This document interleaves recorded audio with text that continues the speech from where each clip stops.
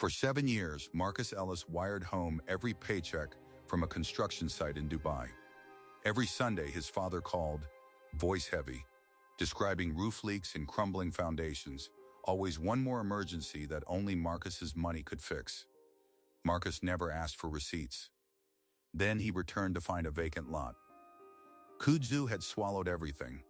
The house had been bulldozed 4 years earlier. His father had sold the land, pocketed the cash, and spent every wire transfer on a bass boat and a woman half his age. But before that moment on the curb, Marcus had been a different man. He was the son who left everything behind to save his family, wiring home every paycheck from scorching Dubai construction sites, believing each dollar was patching a roof or fixing a foundation.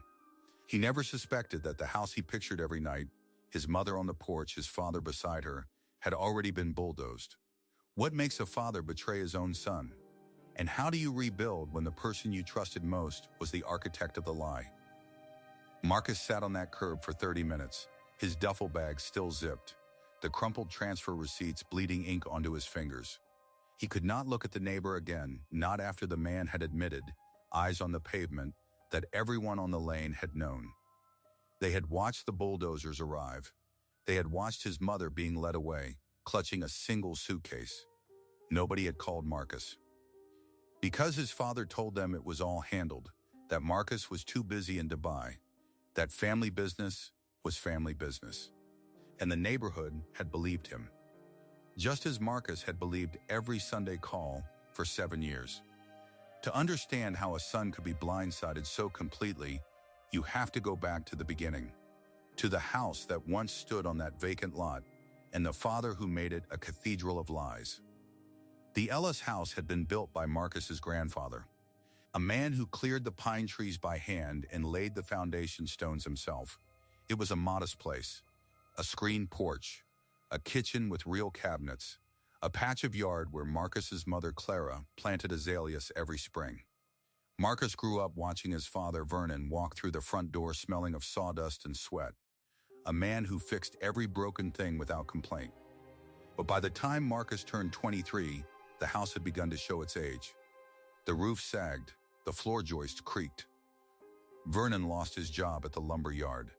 Clara's hands, after 30 years of cleaning other people's homes, had grown too stiff for planting. There was no money for repairs. So Marcus made a decision that felt like the most noble act of his life. He would go overseas. Construction work in Dubai paid 12 times what he could earn in Tallahassee. He would send every single paycheck home until the house was safe. Until his mother could sit on that porch in the shade. Until his father could walk through the front door without ducking under a water stain. The morning Marcus left, Vernon drove him to the Greyhound station. Before the bus doors opened, Vernon wrapped his son in a hug and spoke words that Marcus would replay in his mind 1,000 times. "You're the best thing I ever made," Vernon said, his voice cracking just enough to sound real. "I'll take care of your mother. I'll take care of the house. You just send what you can, and I'll make every dollar count." Marcus believed him completely. Why wouldn't he? This was the man who had taught him to ride a bike, who had worked double shifts so Marcus could have school shoes, who had never once complained about a life that never gave him enough. So Marcus climbed onto that bus. And for 7 years, he never stopped sending money. The first transfer was $300. By year 4, it was over $2,000 a month.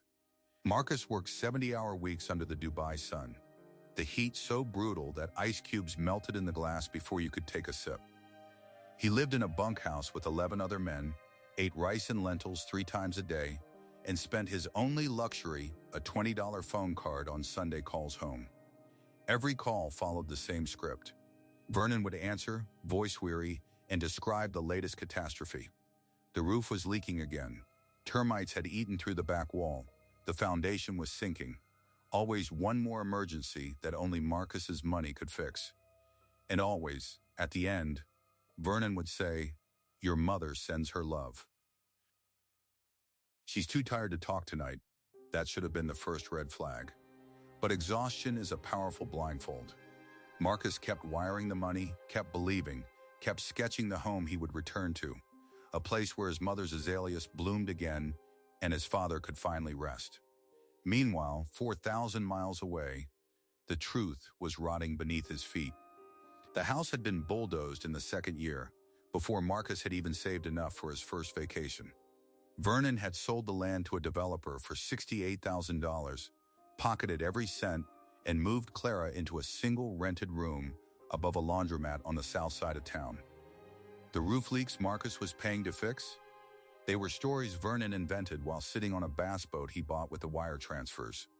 The woman half his age was already living on that boat, and Clara, too ashamed and too frightened, never once picked up the phone to tell her son the truth.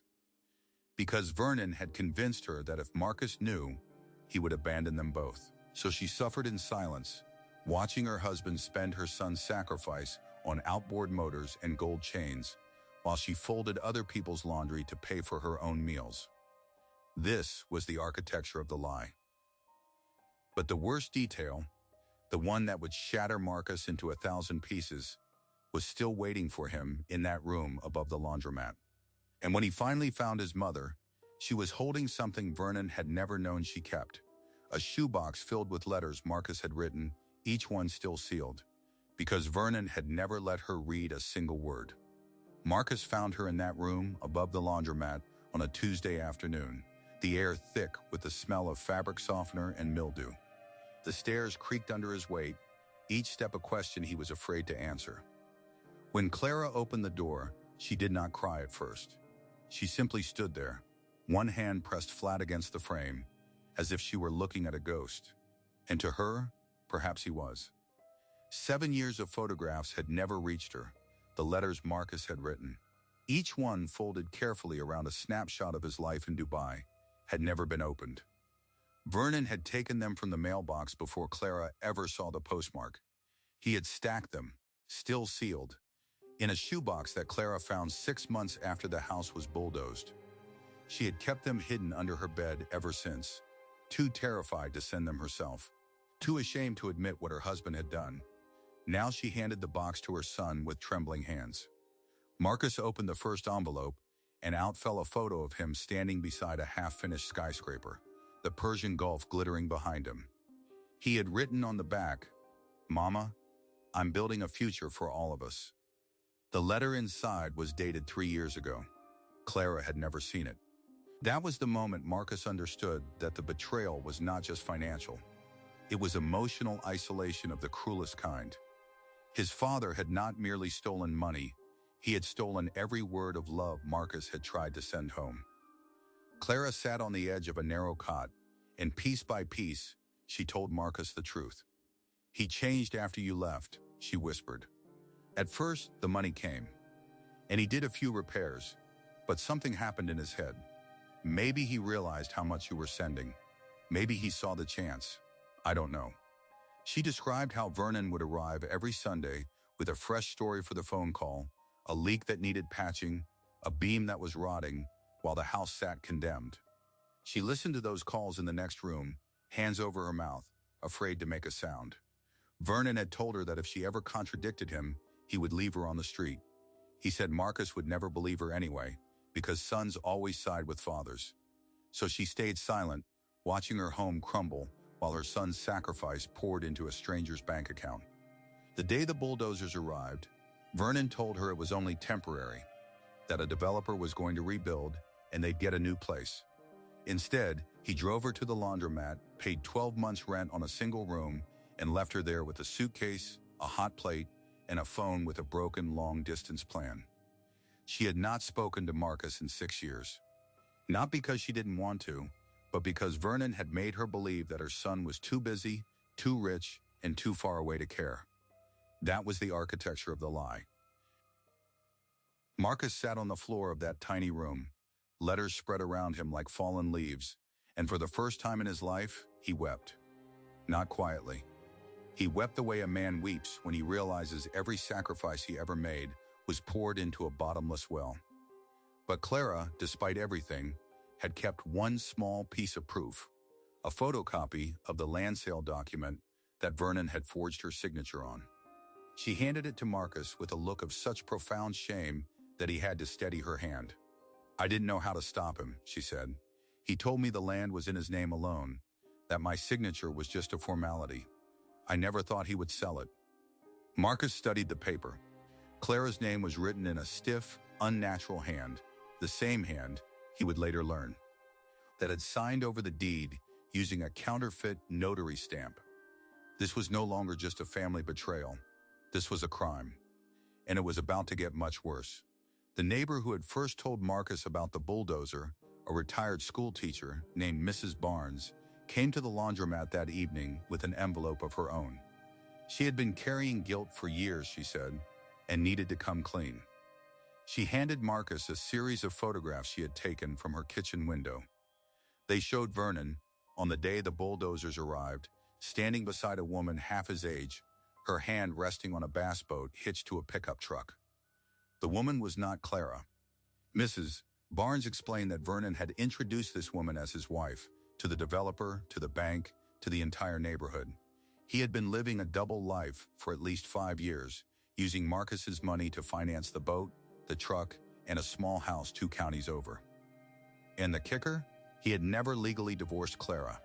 He was a bigamist, living with a new woman while his legal wife slept above a washing machine. Marcus felt the floor of his reality crumble beneath him. He had left home to save a family that no longer existed. He had wired nearly $240,000 over 7 years, and every single cent had funded a parallel universe built on his own sweat, while the woman who raised him starved in silence. But there was one more revelation, the one that would push him from grief to resolve. Mrs. Barnes mentioned, almost as an afterthought, that Vernon had been seen at a local bank just last week, trying to secure a loan using Marcus's name and a forged power of attorney document. He had claimed Marcus was returning from Dubai to start a construction business in Tallahassee, and he needed seed capital. The loan officer thankfully had stalled, but the application was still active. That meant Vernon, even now, was reaching into his son's future to feed his present lies. Marcus looked at the stack of letters, the forged deed, the photographs, and the loan notice. Then he looked at his mother. "No more," he said. "He takes nothing else from us." That night, Marcus made 2 phone calls. The first was to an attorney who specialized in elder abuse and real estate fraud. The second was to a detective with the Leon County Sheriff's Office who agreed to open a criminal investigation based on the forged signatures alone. But as Marcus hung up, Clara clutched his arm. "He'll know you're back," she said. "He'll come for you." Marcus stared at the shoebox, still half full of unopened letters. "Let him come," he said. "I'm not the one who should be afraid." And in that moment, the son who had been robbed of everything became the most dangerous thing Vernon Ellis had ever created. A man with nothing left to lose and a mountain of evidence to bury him with. The detective met Marcus outside the laundromat the following morning. His name was Callahan, a veteran with 20 years of fraud investigations, and he didn't waste time on sympathy. He took the forged deed, the photographs, and the loan application, then asked a single question: "Does your father have a criminal record?" Marcus said no, but that was another lie Vernon had told his family. Callahan ran the name through the database and discovered something that made Marcus's blood run cold. Vernon Ellis had been convicted of wire fraud 22 years ago, before Marcus was even old enough to understand. He had served 18 months for running a fake home repair scheme targeting elderly widows. The state had sealed the record after release, but the pattern was identical. Charming, trustworthy men who promised to fix broken things, then emptied bank accounts and disappeared. Vernon hadn't hatched a sudden scheme the day Marcus left for Dubai. He had been waiting his whole life for a mark big enough to retire on, and his own son handed him the golden ticket. This wasn't a family betrayal that turned criminal. It was a criminal career that turned familial. Callahan drove to the bank that afternoon and froze the fraudulent loan application before it could be approved. The loan officer, a woman named Patricia, admitted she had been suspicious from the start. Vernon had walked in wearing a gold chain and a fishing shirt, claiming to be Marcus Ellis, a returning millionaire. He had presented a power of attorney document that looked legitimate at first glance, but Patricia had noticed the notary stamp was slightly misaligned. She stalled him by asking for additional tax documents, which he couldn't produce. Now she handed over the entire file to Callahan, including security footage of Vernon at the teller window, arguing with Patricia when she questioned him. Vernon had actually said, "My son is building casinos in the desert. He won't miss $100,000. That line, caught on camera and audio, would become a centerpiece of the prosecution's case. It showed premeditation. It showed entitlement. It showed a man who had no concept that his son might be eating lentils in a bunkhouse while he played tycoon in a bank lobby. Meanwhile, Marcus's attorney, a sharp-eyed woman named Elena Ruiz, began the process of challenging the land sale. She tracked down the developer, a man named Grady, who had purchased the lot for $68,000. Grady was initially hostile. He had legitimate permits, he had broken ground on a duplex, and he was not about to hand back land he had paid for. But when Elena showed him the forged signature on the deed, the falsified notary stamp, and the sworn statement from Clara Ellis that she had never consented, Grady's attitude shifted. He was a victim too, caught between a fraudster and a family reclaiming its past. He agreed to put all construction on hold pending the legal outcome, and he gave Elena the original paperwork Vernon had provided, including a fake death certificate for Clara, a document Vernon had used to prove he was the sole owner. That discovery upgraded the charges from fraud to forgery of a vital record, a felony that carried mandatory prison time. Vernon had literally declared his own wife dead to sell her land. The cruelty was not just financial, it was existential. While the legal gears began to turn, Marcus focused on his mother. He moved her out of that one-room prison above the laundromat and into a modest hotel temporarily. He bought her clothes that weren't threadbare, food that wasn't from a hot plate, and medicine for the arthritis that had ravaged her hands from years of folding other people's laundry. For the first time in 6 years, Clara ate a full meal without fear of running out of money. But the psychological damage was deeper. She flinched at loud noises. She looked at the floor when she spoke. She kept apologizing for things that weren't her fault. Vernon had not only isolated her physically, he had systematically dismantled her sense of self. Marcus found a therapist who specialized in elder emotional abuse and scheduled their first appointment for the following week. It was a small step, but it was the first time in nearly a decade that someone was prioritizing Clara's needs over someone else's greed. And then Vernon called. The phone rang at the hotel on the third night. Clara froze, her face draining of color. Marcus answered. Vernon's voice came through, dripping with false warmth. "Son, I heard you're back. Why didn't you call me? People are saying terrible things." Marcus said nothing. Vernon continued, "Whatever you've been told, it's all lies. Your mother has lost her mind, you know. The dementia, the paranoia, she makes things up. I've been trying to protect her for years. That's why I had to sell the house. I was going to put the money into a care facility." Marcus gripped the phone so hard, the plastic creaked. He knew it was all manipulation, but hearing his father weaponize a fictional dementia diagnosis against his own wife, the woman he had already defrauded, ignited something beyond anger. It was clarity. He said, "I know about the boat. I know about the other woman. I know about the fake death certificate. I know about the loan you tried to take in my name." Silence. Then Vernon's tone shifted, the mask slipping. "You don't know anything. You were gone. You abandoned us. You think sending money makes you a hero? You think you're better than me?" Marcus didn't respond. Vernon snarled, "I made you. I taught you everything. You owe me." The line went dead. But what Vernon didn't know was that Callahan had been recording the call with a warrant. Every threat, every admission, every gaslighting phrase was now evidence. The trap was closing. The next day, Callahan and a partner arrested Vernon Ellis at a marina where he was fueling his bass boat. The arrest was quick, no chase, no drama, just a man in handcuffs looking genuinely baffled that his decades of manipulation had finally hit a wall. They charged him with grand theft, elder abuse, forgery, and identity fraud. At the arraignment, the prosecutor read the list of assets Vernon had purchased with Marcus's money. A 32-foot bass boat, a Ford F-250 truck, a trailer, a house in Taylor County, an engagement ring for his girlfriend. The total value exceeded $230,000. Every dollar matched a wire transfer from Dubai. The girlfriend, it turned out, had no idea Vernon was married. She had been told Clara was his sister and that the money came from an inheritance. She was heartbroken and furious. She agreed to testify. She brought to the police a safe deposit key that led to a box containing $27,000 in cash, the last of Marcus's transfers that Vernon hadn't yet spent. That money would eventually be returned to Clara. But the final, gut-wrenching revelation came during discovery, when the attorney uncovered a series of letters Vernon had written to Clara using a fake address. He had posed as Marcus, sending her cruel notes claiming that he wanted nothing to do with his parents, that he was ashamed of their poverty, that he had a new family in Dubai and would never return. He had forged Marcus's handwriting, signed his name, and mailed them from a post office box.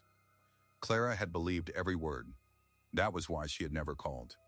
Not because she was afraid of Vernon's threats, but because she thought her son had rejected her. When Marcus read those letters for the first time, he didn't cry, he didn't scream, he simply nodded, as if the final scale had fallen from his eyes. He now understood that Vernon hadn't just stolen money. He had stolen a mother's hope, a son's legacy, and a family's entire emotional architecture. And he had done it for a bass boat. The trial date was set. Vernon, out on bail, tried to contact Clara multiple times, offering money and threats in alternating breaths. But Clara, for the first time in her life, stood firm. She issued a no-contact order and agreed to testify in open court. Marcus walked beside her every step of the way. And as the day of reckoning approached, Marcus realized that winning back the money or the land was no longer the point. The point was reclaiming the truth and ensuring that the man who had spent 7 years poisoning every channel of love in this family would finally face the one thing he had spent his whole life avoiding: consequences. The trial of Vernon Ellis lasted 4 days, but the outcome was sealed the moment Clara took the stand. She walked to the witness box in a blue dress Marcus had bought her the week before, her hands trembling, but her voice steady. The prosecutor asked her to describe the day she was forced from her home. Clara looked not at the jury, but at her husband, the man who had promised to protect her 41 years ago and spoke 6 words that made the courtroom silent. He told me I was dead. She described the forged death certificate, the way Vernon had laughed when she cried, the room above the laundromat where the washing machines never stopped. Then she described the shoebox. She held it up, still half full of letters Marcus had written, still sealed, still waiting to be read. The defense attorney tried to object, irrelevant, emotional, but the judge overruled him. Because those letters were not emotional props, they were evidence of a crime. Evidence that a father had systematically erased his son from his mother's life. Evidence that every word Marcus had ever tried to speak across the ocean had been stolen before it could land. When Marcus testified, he did not cry. He brought the bank records, 187 wire transfers over 7 years, each one a document of love converted into fraud. He read aloud the text messages Vernon had sent to his girlfriend. Just got another deposit from Dubai. Taking you to the Keys this weekend. He played the recorded phone call where Vernon snarled, "You owe me." By the time the prosecution rested, Vernon's own attorney had stopped making eye contact with his client. The jury deliberated for less than 3 hours. They returned with guilty verdicts on all counts: grand theft, elder abuse, forgery, identity fraud, and falsifying a death certificate. The judge sentenced Vernon Ellis to 22 years in state prison. 1 year for every conviction on his prior record, plus enhancements for targeting a vulnerable adult. Vernon stood to speak before the sentence, and what he said shocked everyone. "I gave him the work ethic he used to make all that money," he said. "I deserved a share." The courtroom gasped, but Marcus didn't react. He had long since stopped expecting his father to understand love as anything other than a transaction.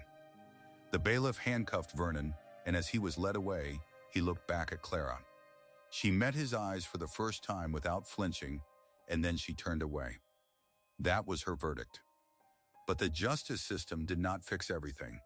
The land on the family lot was tied up in civil court for another 9 months. The developer Grady had already poured a foundation for his duplex and was not legally obligated to return the property. Instead, a settlement was reached. Grady paid Clara and Marcus $85,000, more than Vernon had received, and the family relinquished any claim to the original lot. The house Marcus had tried to save was never coming back.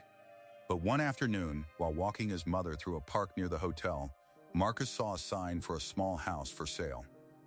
It had a porch, a patch of dirt where azaleas might grow, a kitchen with real cabinets.